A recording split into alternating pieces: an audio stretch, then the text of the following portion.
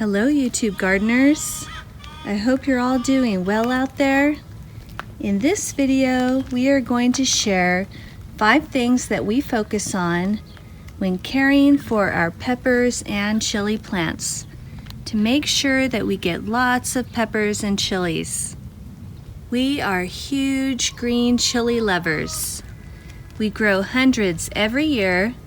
We grow them as big as possible to get them roasted, peeled, and frozen for future green chili dishes, like this incredibly delicious green chili chicken Alfredo that my amazing chef husband made.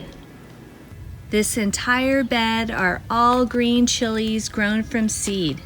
Some are farther along than others because they were seeded at different times. They're all doing pretty well, but peppers and chilies can be very touchy, especially if they're not getting the nutrients that they need. So at this point in their growth, we are really focused on making sure that they have all the nutrients that they need.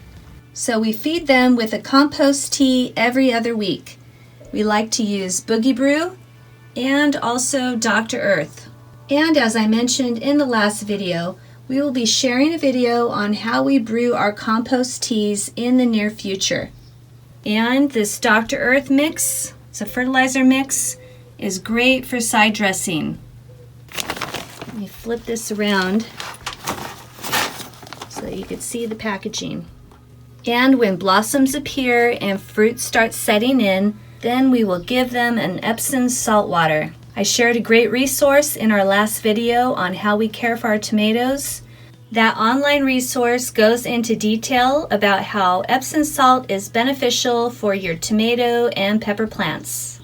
We are making sure that they are not overwatered, keeping them at the moist to dry level on the moisture meter so that they have plenty of oxygen. Plus, overwatering can cause key nutrients to wash out of the soil, and peppers and chilies need their nutrients. But we are also making sure that they do not dry out completely, as this can lead to drought conditions that contribute to blossom and rot. Of course, we're always on the lookout for pests, and the main pests that go after peppers and chilies for us are grubs. They are a huge problem. This is why we plant so many plants, because there's a good possibility that some are going to be taken out by grubs like this one. And we want to make sure that we still have plenty of green chilies to roast and freeze for the year. You can see that this plant is wilted, it's dying, and all of the other chili plants are nice and strong and green. In my experience, there is a grub under there eating all of the roots. And when I remove this plant, what I'm going to find is the root system is just gnawed back from the grub eating it. We have a way that we're addressing the grub problem besides removing them from the soil, because we really want to keep the soil intact, keep all of the beneficial microbe life happy in there, but that means that the grubs stay in there also. So we've found a way to battle them, and we'll be doing a future video on how we battle pests, so hit the subscribe button. Aphids also go after pepper plants, but it doesn't seem to be their first choice. We have had years where aphids really attacked our pepper plants, but right next to it is this baby beet growing. You can see here they're all under the beet leaf. These are the black bean aphids. They had infested our Swiss chard. They're moving on to some beets now. So they're not a problem right now. We'll just remove the leaves that have the aphids.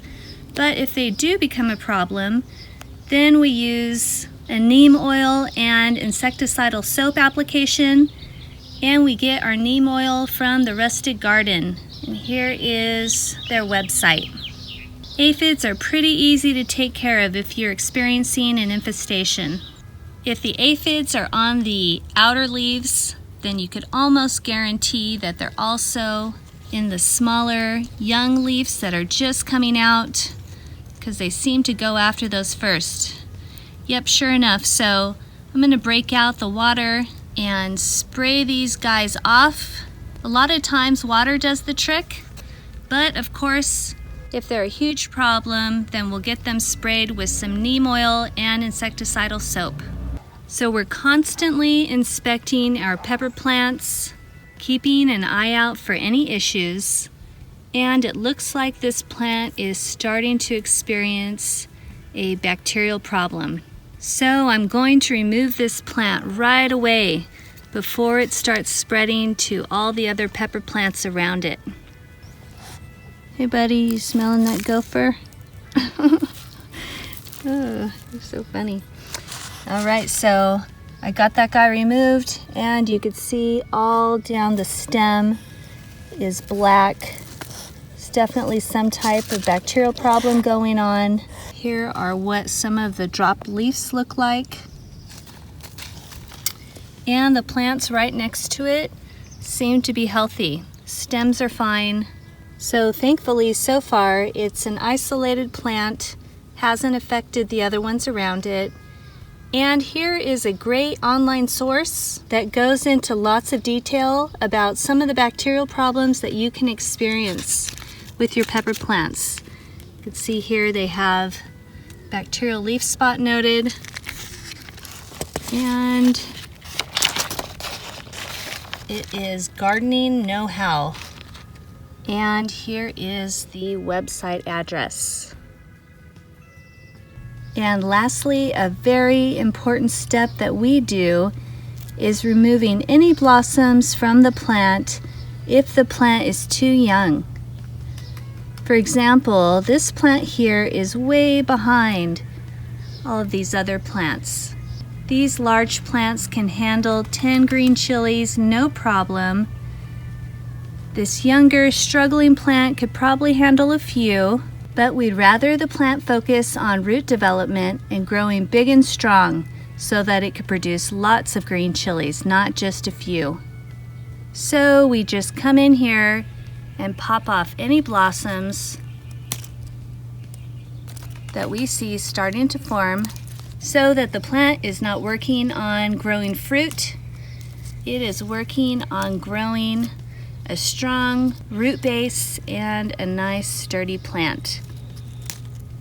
Growing chilies this way will get 2 to 3 harvests, typically 7 to 10 chilies per plant for the first harvest, and then we'll have a second round and a third round later on in the summer, which may give us 5 or 6 more per plant.